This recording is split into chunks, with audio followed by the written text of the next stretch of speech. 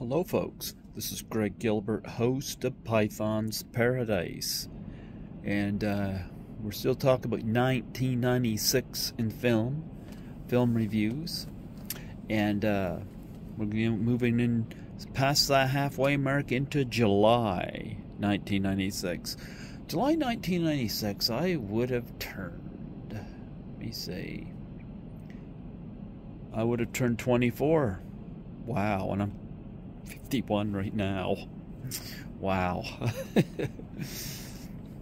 Anyway, you know, July is my birth month, so I'm a summer kid.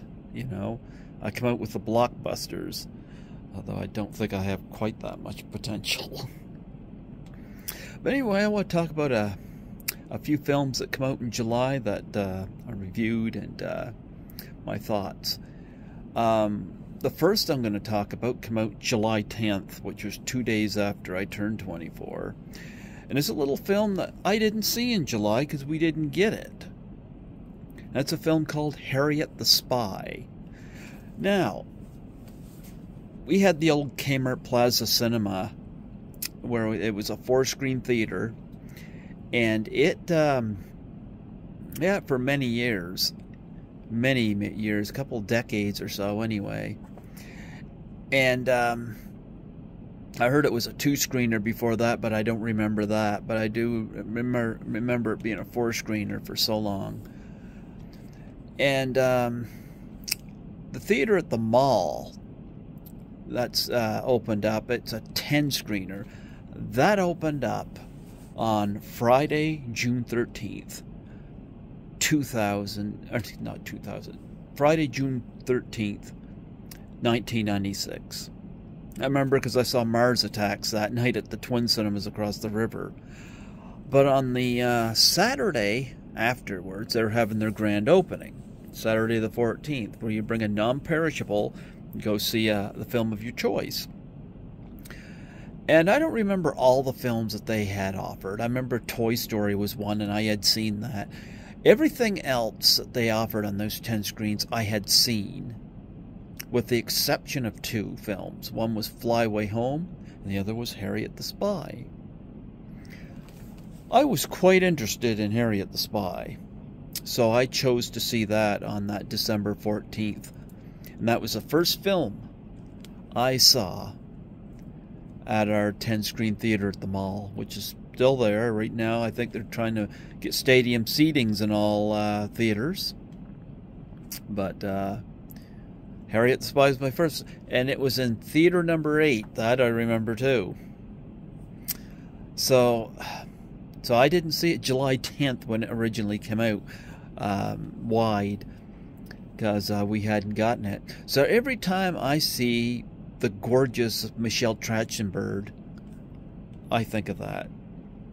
Now, of course, in Harriet the Spy, she was just a little tyke. And the film was directed by Brendan Hughes, who I remember one great shot he had in the movie where she, of course, got covered in paint due to an attack by her peers in her class, and she just runs home. And I remember, you know, she runs this bathwater, and she just falls face first into the tub, and the camera's aimed up as she's coming towards the camera after she goes into the water. I remember that shot well. I love that shot. But Harriet the Spy, of course, is a film I haven't seen since then. I should see it again because I remember enjoying it. But anyway, she's being picked on at school. She's dealing with a lot of heartache at home. She's got a favorite nanny played by Rosie O'Donnell. Between this and Beautiful Girls, Rosie O'Donnell had a really good acting career in 1996. I mean, both of those performances were terrific, and she did fine in this. She's got a couple of friends from school, one male, one female, that she hangs out with, and of course she's got the ones that bully her. I really like this film. Had a nice kind of mystery element to it, you know. It was a nice character study, and it's a film that kids can relate to. I could certainly relate to it, and I was 24 at the time. But Harriet the Spy, to me, was a terrific family film. I'm not big on family films, but I highly recommend this one. Harriet the Spy gets a 10 out of 10. And kudos to Michelle Trachtenberg, who grew up to be quite stunning. But to me, every time I see her, I just picture little Harriet. You know? And that poster, that purple poster, and her with that magnifying glass. That was a great movie. So, you know, it's a good movie for parents to show their kids. Something to relate to. It doesn't talk down to you. It gets a 10 out of 10. Check out Harriet the Spy. Next, we move on to July 17th, which is a film I saw at the 4-screen theaters. And it became the first film, because I love yogurt. And this was the first film I snuck a yogurt into. And I remember the kind, too, because we don't have them anymore. It was fruit cocktail. And I grabbed that because I had all kinds of different kinds of fruit in it. Now, you know, I tend to go with cherry or peach, you know. I love yogurt, you know. But I remember this was a fruit cocktail yogurt. I went and saw Multiplicity with Michael Keaton and Andy McDowell. This is a film I highly was looking forward to. I loved the trailer for it. It was directed by Harold Ramis, who made Caddyshack and National Lampoon's Vacation and Groundhog Day. There's a lot of stuff about the film I enjoyed, but I wish I enjoyed it more than I did. That's not to say it's bad. Michael Keaton was great in it. Roger Ebert, in his review, brought up some very interesting points I kind of wish they dove into. You know, of course, the plot, Michael Keaton is stressed at work, and somebody runs this experiment, Harris Yulin runs this experiment on him, where he can be cloned. His first clone is kind of a badass, who just a go-getter.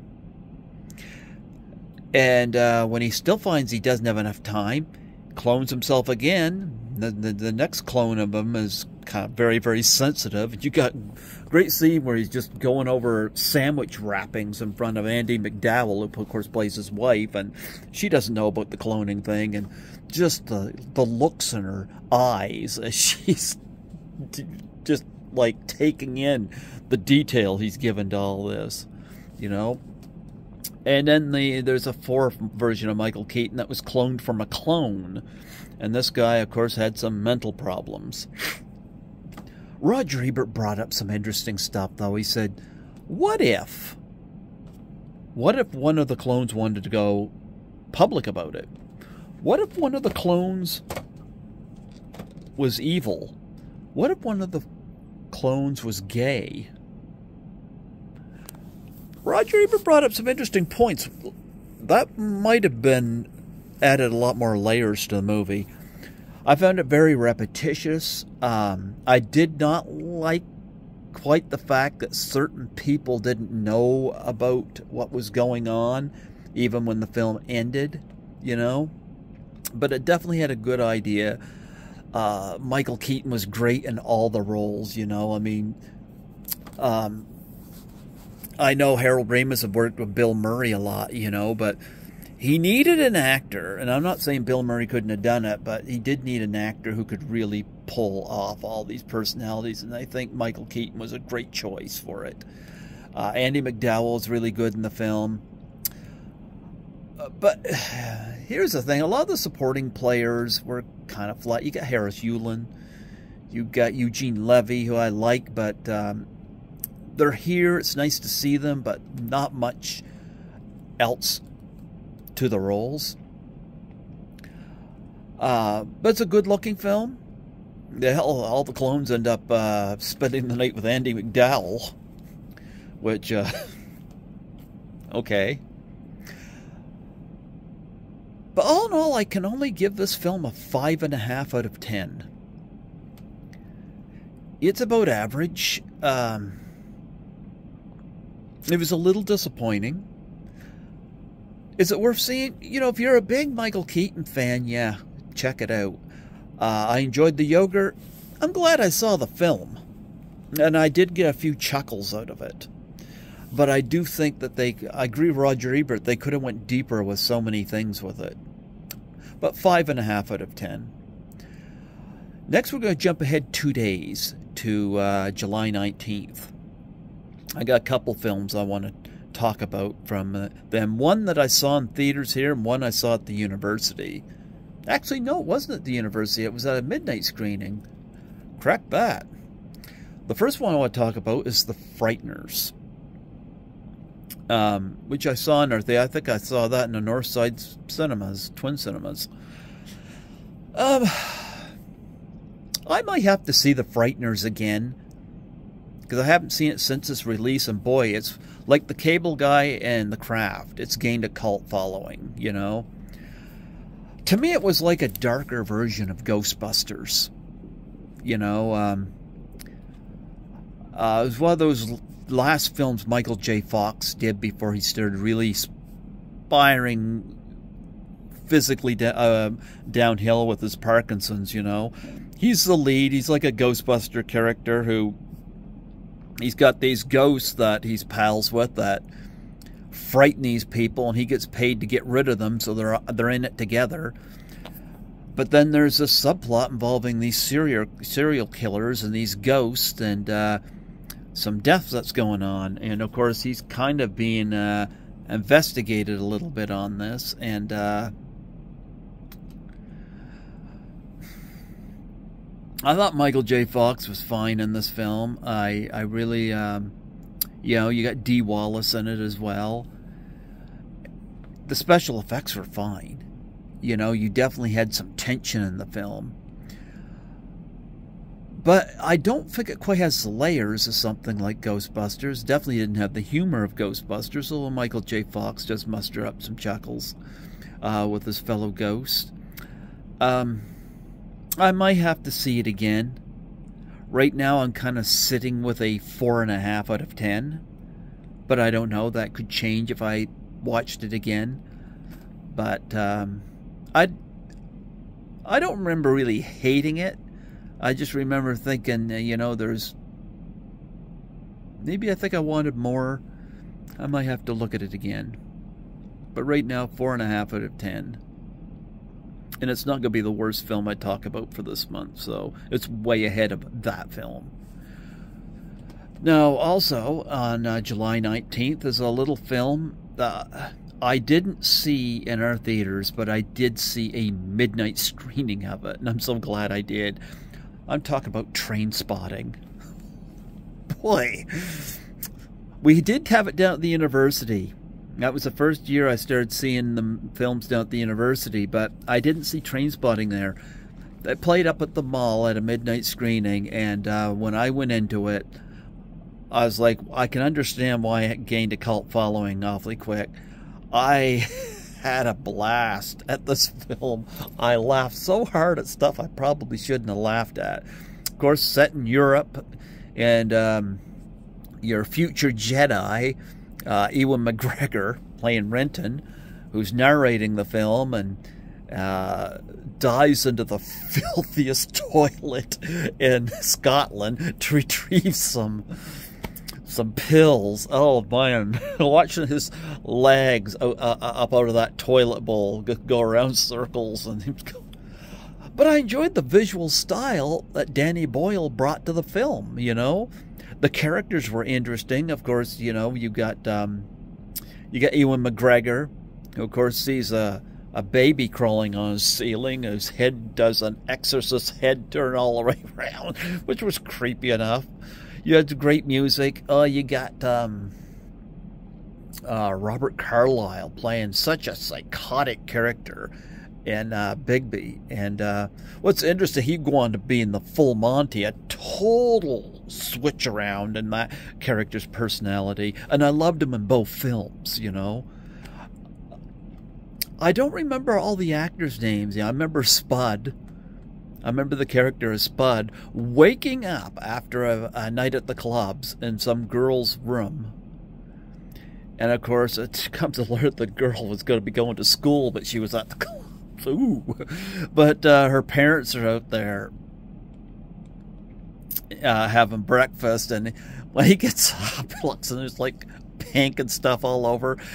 He realizes he's shit in the bed.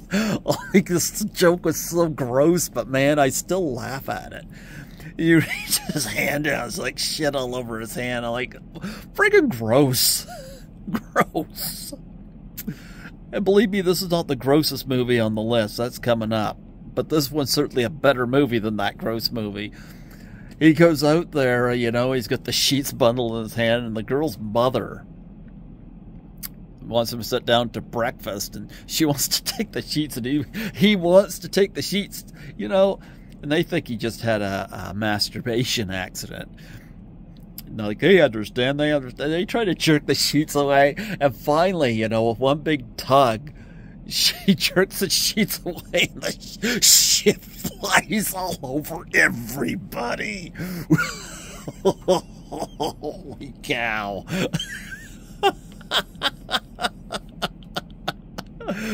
Oh, I still laugh at that to this day. It's such a gross visual sight, and I love it, you know. Trainspotting's got a lot of drug humor in it. I don't care for up-close shots of needles going into arms. You got a baby that dies in the film, which shifts the tone somewhat, but it's not an unimportant event. It certainly does something. It progresses the story of one of the characters. Very strong writing, very strong character development. A little wayward in the way it ends, but some people like it. But all in all, I give Trainspotting an 8 out of 10. A very entertaining film, and I had a lot of fun with it. Next, we move into the last week of July 26th, to talk about two films we did not get in our theaters. One I just saw for the first time last night, because for this list I kind of always wanted to see this film, and last night I regretted watching it. And, you know, Trainspotting was funny with its gross humor. This film was not only not funny, but gross and disgusting, just for the sake of being gross and disgusting. And I'm talking about Joe's Apartment. I was very intrigued by it. I wanted to see it. And I think it's one of the fucking worst excuses for a film of the year. Jerry O'Connell gets off this bus, and it starts out a little funny where he's narrating about writing a letter to his mom, only to be mugged twice, and fast forward. And I'm like, okay, I could probably get into this. He struggles to get an apartment. He finally gets into an apartment where you got a couple guys trying to evict him out. But his apartment is a shithole.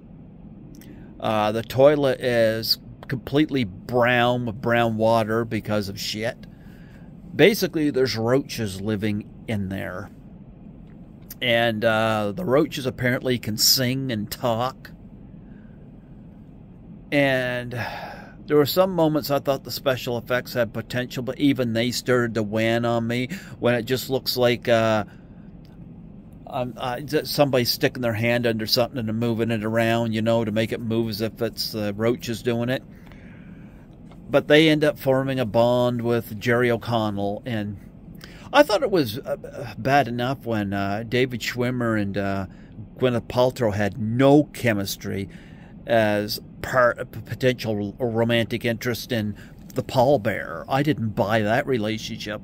Well, this one here, Jerry O'Connell is going to have a relationship against somebody who's trying to save that part of the city, Megan Ward. And I'm like, there's no way I'm going to believe that this woman would fall for this fucker. I just wasn't buying it. And I like Jerry O'Connell, but shit. You know, she goes to his apartment, and of course it looks like a shithole. Like, I could take a shit in the middle of the room, and you wouldn't notice, you know. And you got other characters, like Robert Vaughn plays her father. What in the fuck is Robert Vaughn doing in this movie? Like, was he being blackmailed? Did he owe somebody a major favor? What is he doing in this movie? It's done by MTV. who scored a much better film a few years later with Election. This was not it. You know, you got a character that in a band, his name's Walter Shit. His last name describes the film. I watched this last night and I just thought, what a fucking shit show, to put it bluntly. Roaches are roaches. I can't find a way. I mean, they've done movies where they made rats likable. I can't see how you can make roaches likable. Nobody wants to live with them, I guess, except for Joe. But this movie was absolute garbage. It should be tore down and buried like that neighborhood. I give Joe's Apartment a 1 out of 10. It is absolutely one of the worst films of the year. Now, on the opposite end, the other film of July 26, we didn't get in our theater, which I'm surprised because the posters were up. Dumb and Dumber was a huge hit. We did not get Kingpin. And I saw Kingpin based on the fact it was directed by the Farrelly brothers, who did Dumb and Dumber. And I'm telling you, I think, and they've done a lot of films I like, I think Kingpin's their best film. There's something about Mary being a very close second, and I love Dumb and Dumber and various others, but Kingpin is a masterpiece fucking comedy. It could play a great double billing with The Big Lebowski because they're both about bowling. Woody Harrelson plays Roy Munson. Starts out in 1969, where his father's teaching him how to bowl, and he takes that right into the 70s. You got some great Saturday Night Fever type music there. He's got the long hair, and he's just striking up a storm with bowling. But then he gets hooked up with Bill Murray as Ernie McCracken. And Bill Murray is the antagonist of the film. He's bad news, and he's hilarious in this film, especially the stuff that goes on with his hair in the last act. But he gets abandoned by Bill Murray at a certain point, and these people realize that Roy Munson has a ring on his finger, like one of those championship bowling rings, and they stick his hand in this thing that cuts his hand off. It cuts to present day, and he's got a rubber hand with a hook, but he's got a rubber hand. And there's a lot of jokes in this film about the rubber hand, but his landlord, of course, is Lin Shaye, who's so good in this movie. You know, the Sound of Silence, you know, was a song that was with The Graduate. And I always think of The Graduate when I think of The Sound of Silence, but I also think of Kingpin. Because when Roy Munson pulls a stunt and gets caught for it, she blackmails him to sex, and boy, is it hilarious. Well, he comes across... I don't even know how to pronounce the guy's name, but an Amish guy played by Randy Quaid, who he hears his strikes, and he's going to take Randy Quaid to the big leagues of bowling. Problem is, Randy Quaid is Amish, and they don't know that he's bowling. But Roy's got some schemes set up. I love this one joke where like he's on the farm, he's got this fake beard on, you know, and they're getting up, of course, they always get up earlier there, the Amish, to do milking the cows and putting up the barns and stuff, and Harold will go, I hope you don't mind, I took the liberty of milking your cow for you. Stubborn girl, but it all came out in one big pow. The Amish guy goes, we don't have a cow, we have a bull. Because when he's drinking at the time, he's got like this, what they do with the milk thing, and I better go brush my teeth. This was after Woody Harrelson did Natural Born Killers, and there's a scene, and of course they come across a woman named Claudia, played by Vanessa Angel. I've had Vanessa Angel on the show. I've had Lin Shaye on the show on Python's Paradise, and Vanessa Angel, of course, is running away from a a toxic relationship. And she ends up hooking up with him, and Woody Harrelson's very reluctant about it. In fact, one time they tried to sneak out on her from a hotel, and Randy Quaid's like, "Where are we going? What about Claudia? What's going on?" They're abandoning the place. There's like a huge cloud of, and there's Claudia in the car, and he goes, "Shit." And Randy Quaid goes, "Huge cloud of shit. I think I can smell it. Let's get out of here."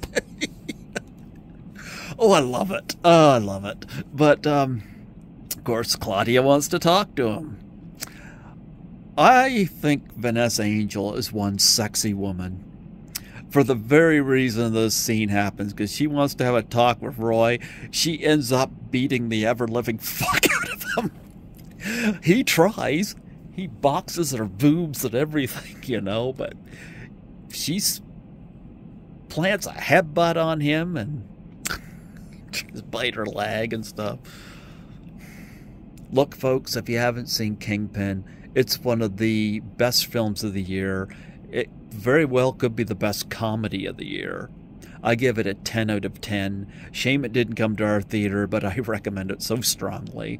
And not in The Big Lebowski. They're both my two favorite bowling movies, you know. But it's funny seeing Woody Harrelson, after playing Mickey Knox in Natural Born Killers, getting his ass handed to him in the parking lot by Vanessa Angel. But the performances are all good. Woody Harrelson, Vanessa Angel, Randy Quaid, Bill Murray. And one of the great things about this, I'm not going to say how it ends, but they give you Farrelly Brothers they don't give you the ending that you expect. But they give you an ending that's satisfied, and I love that. I love that. I can't say enough great things about Kingpin. I think it's a masterpiece comedy. So, folks, there's the list for July 1996. Best film of the six. Well, Harriet the Spy is definitely one of the great ones, but I'm going to say Kingpin is the best film of these six I mentioned. My favorite of the six, Kingpin again. Scores a double here. Kingpin. Worst film of July 1996 is hands down Joe's Apartment. I watched that for the first time last night for this list. Hands down, should be flushed down the fucking toilet with those roaches. So don't visit Joe's Apartment. Instead, take up a little bowling with Roy Munson, or go spying with Harriet. But either way, you get some good movies in July. So I highly recommend Kingpin, Harriet the Spy, and Trainspotting. And yeah. So, folks, this is Python signing out. Stay tuned, because we'll be moving into August 1996, where I'll share my thoughts on some films that came out then. Till then, again, pick up that bowling ball, and don't get too distracted by Claudia, because she looks like Vanessa Angel, and that is a distraction, but a nice distraction.